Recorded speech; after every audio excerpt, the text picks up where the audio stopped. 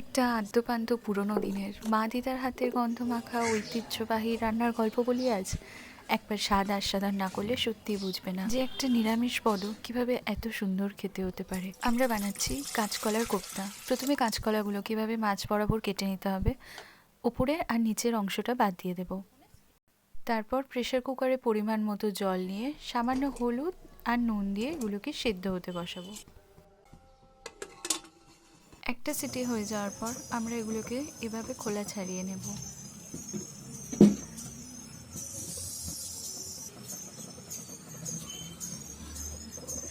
পাশে অবশ্যই একটা আলুও সেদ্ধ হতে বসিয়ে নিও, কারণ এর সাথে মাখার জন্য আমাদের একটা আলুও লাগবে। এভাবে 4 ভাগ করে আলুটা কেটে নিয়েছিলাম।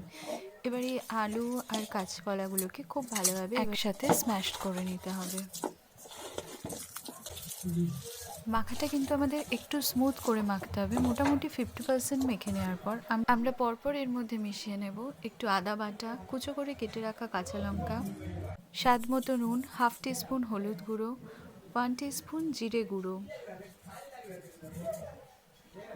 হাফ টিস্পুন ভাজা মশলা, কাজু বাদাম, কিশমিশ আর নারকোল গুঁড়ো। নারকোল গুঁড়োটা দেওয়ায় এটার স্বাদ আরও ভালো হয়। এবার আমরা বাইন্ডিংয়ের জন্য অ্যাড করব কিছুটা পরিমাণ মতো ময়দা। এবার পুরোটা আবারও খুব ভালোভাবে মেখে নেব।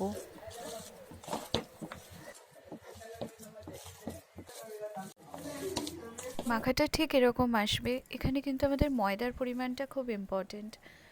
দেন এভাবে পিস করে নেব।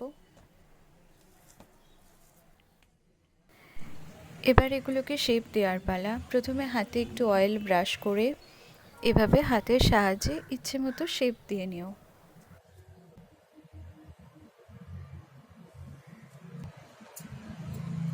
এবার কড়াইতে কিছুটা রিফাইন অয়েল দিয়ে তেল গরম হয়ে গেলে এক এক করে কোপ্তাগুলোকে দিয়ে দেব। এই সময় আমাদের ফ্লেমটা একদমই লো টু মিডিয়ামে থাকবে।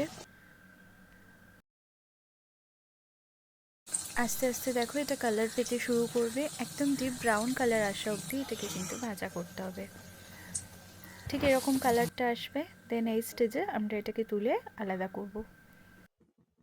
দেখো এবার কিন্তু আমার কোপ্তা ভাজা কমপ্লিট হয়ে গেছে। এবার যে ডালনাটা করব সেটার জন্য কড়াইতে কিছু গোটা মশলা ফোড়ন দিয়ে নেব।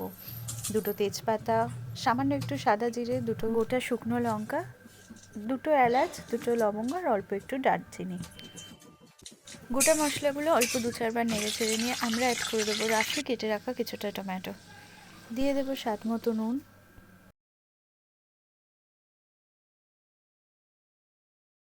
এবার টমেটোর কাঁচা গন্ধ চলে গেলে, কিছুটা কুকড হয়ে গেলে আমরা অ্যাড করে দেবো হাফ টিস্পুন হলুদ গুঁড়ো, হাফ টিস্পুন জিরে গুঁড়ো।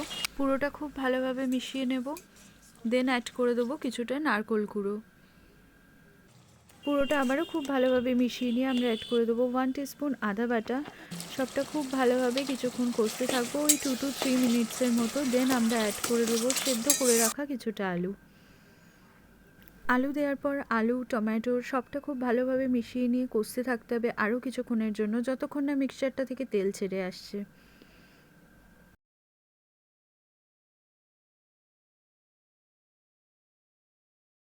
দেন যখন মিক্সচারটা থেকে তেল ছেড়ে আসবে ঠিক এরকম স্টেজে পরিমাণ মতো গরম জল অ্যাড করব। জলটা তোমরা তোমাদের রিকোয়ারমেন্টস মতো অ্যাড করতে পারো। পুরোটা আবারও খুব ভালোভাবে মিশিয়ে নিতে হবে। দেন অ্যাড করব সামান্য হিং।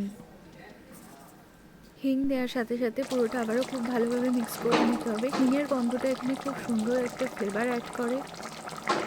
দেন এটাকে কিছুক্ষণ ফুটতে দিতে হবে। একটা বয়েল এসে গেলে ওপর থেকে এভাবে আস্তে আস্তে হালকা হাতে কোপ্তাগুলোকে দিয়ে দিতে হবে। কোপ্তা দেওয়ার পর কিন্তু একদমই বেশি নাড়াচাড়া করা যাবে না, তাহলে কিন্তু কোপ্তাটা ভেঙে যাবে। খুব হালকা হাতে আস্তে করে ওটা মিশিয়ে নিতে হবে। আমরা প্রায় ফিনিশিং স্টেপে এসে রিচ করেছি। দেন আমরা অ্যাড করে দেবো সামান্য গরম মশলা আর ঘি।